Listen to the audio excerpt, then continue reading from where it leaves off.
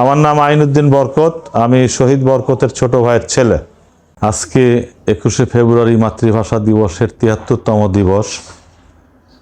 এই ৭৩ বছরে সরকারের পক্ষ থেকে তো কোনোদিন কোনো কিছু করা হয় নাই। গত তত্ত্বাবধায়কের সময় গাজীপুরের স্টেডিয়ামটা করা হয়েছে বরকতের নামে, ঢাকাতে বরকত জাদুঘর করা হয়েছে তত্ত্বাবধায়কের সময়।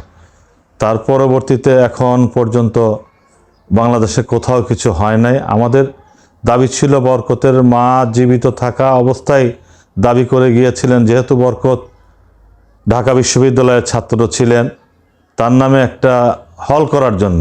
এখন তো কত কিছুর নাম পরিবর্তন হচ্ছে, কিন্তু ওনাদের নামের বিষয়ে কেউ কোনো কিছু দেখেও না, কর্ণপাত করেন না।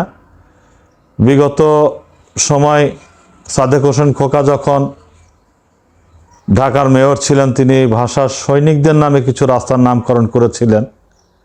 আমিও দরখাস্ত করেছিলাম ওনাকে যে ভাষা শহীদদের নামেও রাস্তার নামকরণ করা হোক।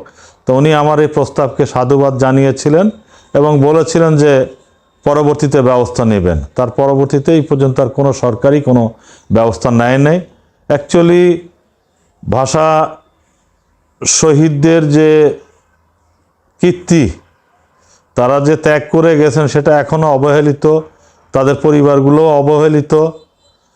সরকার তাদের দিকে কোনোভাবেই নজর দিচ্ছে না। এখন যে বৈষম্য বিরোধী ছাত্ররা এসেছে, আমি তাদের কাছে দাবি করব যে তারা যেন এই বিষয়টা দেখে এবং আমাদের পরিবারগুলোর প্রতি তারা যেন একটু নজর দেয় এবং আমরা যাতে সম্মান ফিরে পেতে পারি এবং তাদের জাতীয় বীর হিসাবে স্বীকৃতি দেওয়া হোক, তাদের স্বাধীনতা পদক দেওয়া হোক, এই দাবি আমাদের। অর্থনৈতিকভাবে আমরা কোনো কিছু দাবি করি না, আমাদের দাবি একটাই, তাদের যথাযথ সম্মান প্রদর্শন করা হোক, এটাই আমাদের দাবি। তো আমরা সবসময় দাবি করে আসছি এবং ভবিষ্যতেও করে যাব। এবং এই হিসাবে বৈষম্য বিরোধী ছাত্র আন্দোলন যারা নেতৃত্বে আছেন, তাদের কাছে আমার আবেদন, তারা যেন বিষয়টা দেখেন এবং এই বিষয়টা তারা ব্যবস্থা নেন।